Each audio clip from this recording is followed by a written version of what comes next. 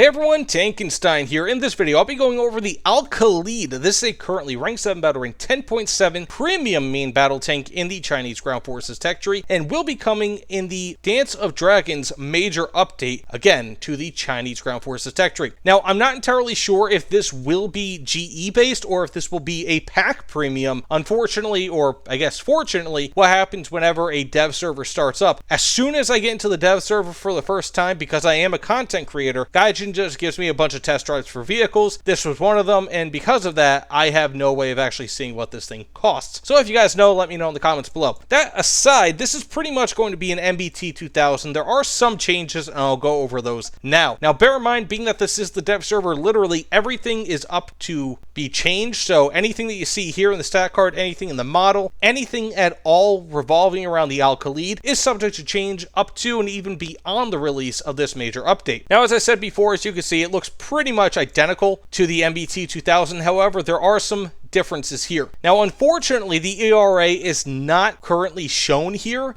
so it's not modeled presently, as well as the composite armor here on the bottom. This doesn't even have a zoom level for the commander's optics. So there are a lot of things missing here on the Al-Khalid. But assuming it has the same ERA as the MBT-2000, it has FY2 ERA, which is actually pretty effective, and will also have the same level of composite armor. Now, this lacks ERA right here at the very front and is instead replaced with some track armor. Also, the ERA blocks here on the front of the turret are a little bit smaller, and it also lacks these side ERA blocks as well. Now, this does, however, have ERA blocks around the slat armor, which is really nice, at least in my opinion. So I am really interested to see exactly how that actually works out, especially being that this is spaced from the turret. So that could actually be quite effective, especially with FY2 ERA. But again, we'll have to wait and see. Otherwise, this thing is pretty much, again, identical to the MBT-2000, except that, at least as of current, the Al-Khalid lacks ESS, and it also lacks a dozer blade. So those are really the only two differences here. And of course, you can't get bonuses with the Al-Khalid, at least for researching different modification rows, because of course, it's a premium. You already get all those modification rows as soon as you buy this thing. Now, one thing with this vehicle, at least how it's currently modeled, if you look at the cannon, it kind of looks upward, and that will be a big issue. So because of that, because this thing is not at all modeled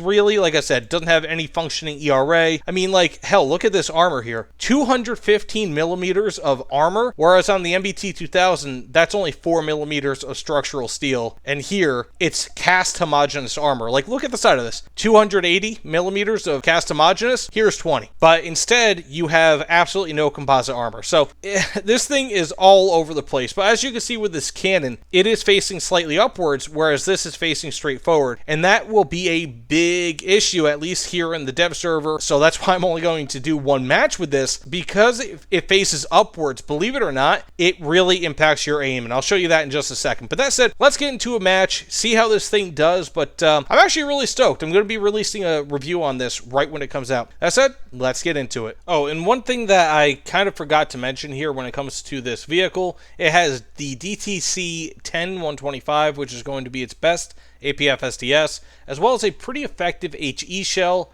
decent enough heat FS, and you also have a variable time HE shell, which is pretty damn cool, and the Type 1985 APF SDS, which just, I don't really see why you would use it.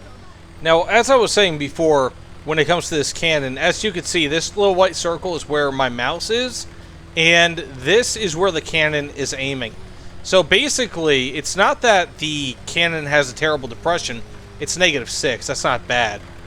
It's that the model, again, is just so messed up on this that I can't really fix the cannon, if that makes any sense. So pretty much, I'm going to have to aim really low in order to get any lower. And even once I aim like normally high, like if I wanted to hit a guy here, I'm going to have to aim here. So, that said, these are the faults of the dev server, of course. And it's also one of the reasons why I'm only going to be doing like one match here. So my apologies in advance, but ultimately this is a pretty... I'm just trying to make a relatively short and hopefully somewhat informative video relative to what we actually have on the plate here. And one other fault here with this game mode, with being that this is the dev server, is that you will be stuck fighting a lot of World War II vehicles. So I think I have an M26 coming up around here. Oh, no, that's not an M26. Nice! The screwed up aim actually works. And by the way, guys, this is an issue that happens with at least 1 or 2 tanks typically per dev server.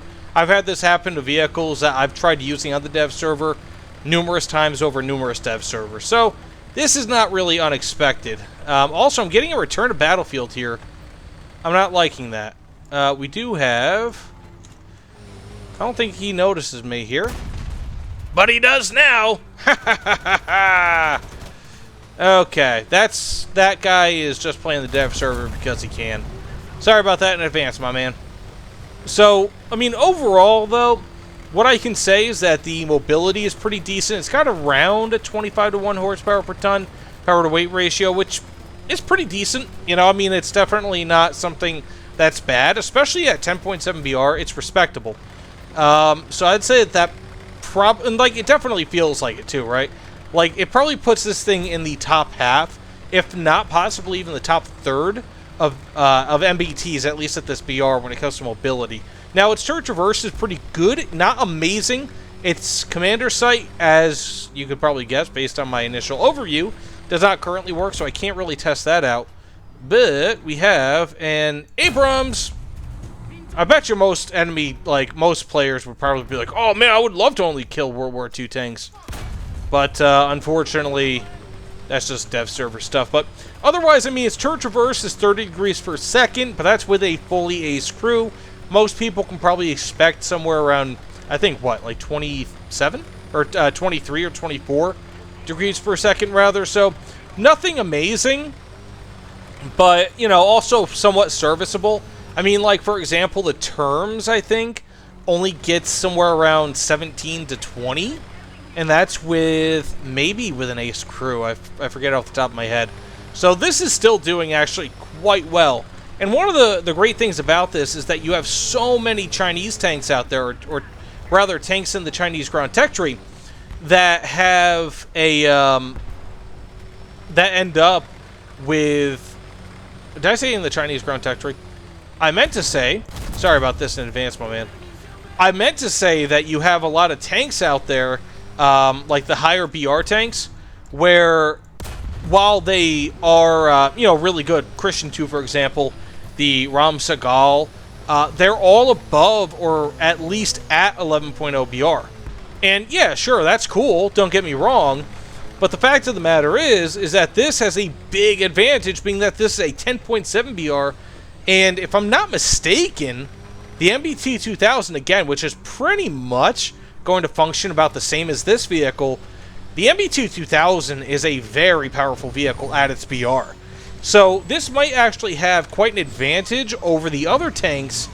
Okay, we have a Leopard 2K down here.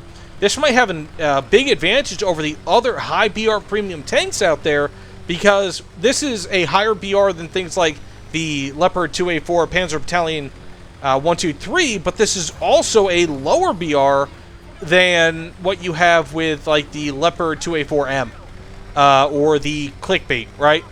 This is a lower BR than those vehicles, and I feel like that is a major selling point, at least again in my opinion, for this vehicle actually being very, very good.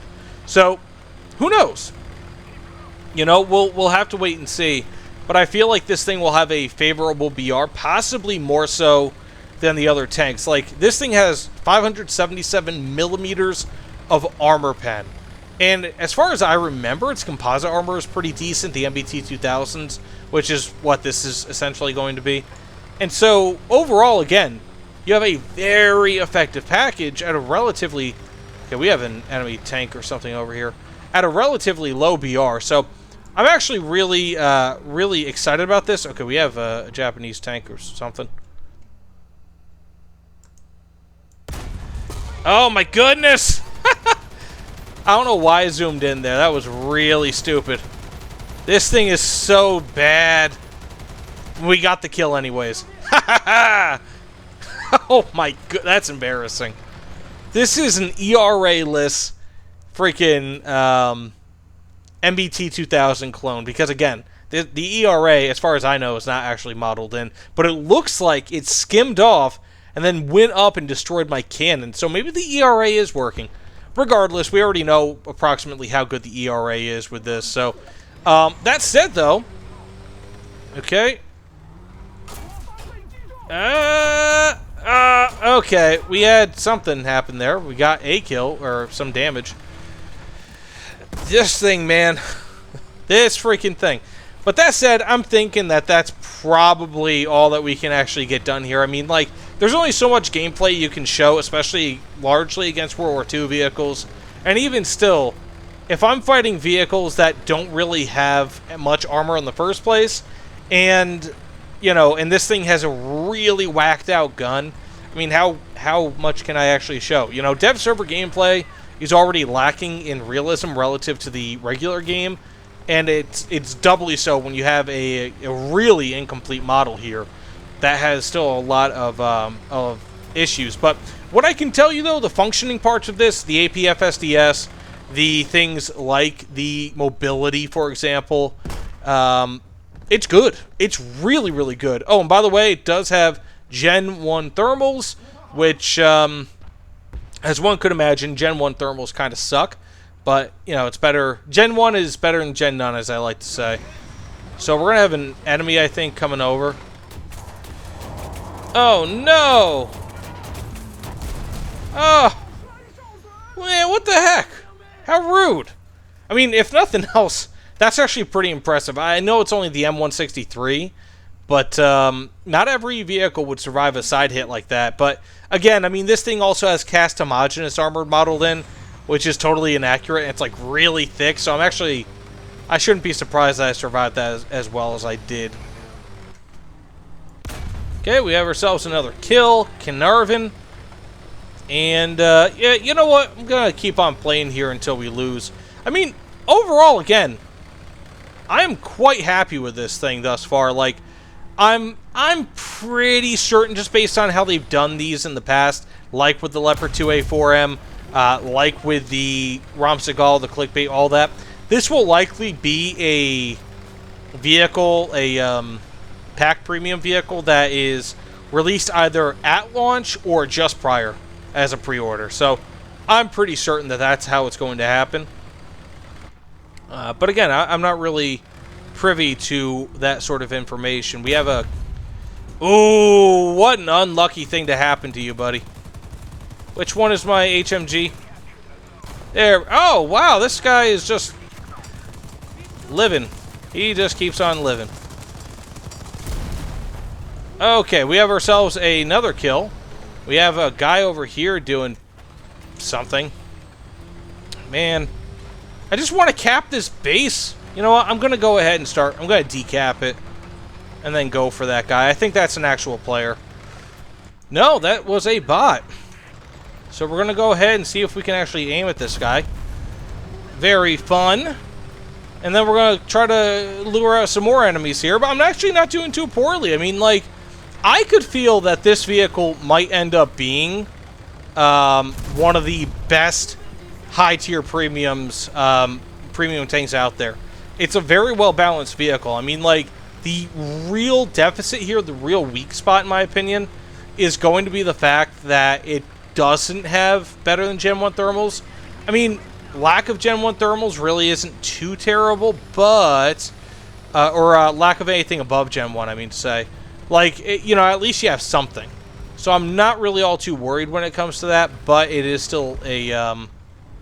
it is still insufficient relative to a lot of other tanks at and around this BR. And will harm when it comes to... image gathering. Okay. Here we have it with these ugly, ugly shots, man. We have ourselves a T-80 PVM. Very nice, very nice. But I do need some more ammunition. I'm actually really surprised. Like I said, initially I was going to go for one match, but this is basically 2 matches worth of quality here. And you guys get to see more or less how this thing functions. I mean, I'm actually... again, pretty happy with this thing. I can't complain. Like, this is a surprisingly good vehicle. I mean, that's something I said once the MBT-2000 was first shown a few months ago in the initial dev server. Oh, I can't respawn into a nuke. That sucks. So once I get one more... Okay, there we go. I just wanted to get one more, whatchamacallit, shell, and then we move up here, kill this last guy maybe. But I think the match is over. So, that said, thanks for watching, everyone. If you don't mind, please consider liking, commenting, subscribing. Let me know what you guys think about my bad aim in the comments below. But either way, I'm pretty stoked for the Al-Khalid. Check out my review when it comes out, but see you all on the other side. Take care, everyone.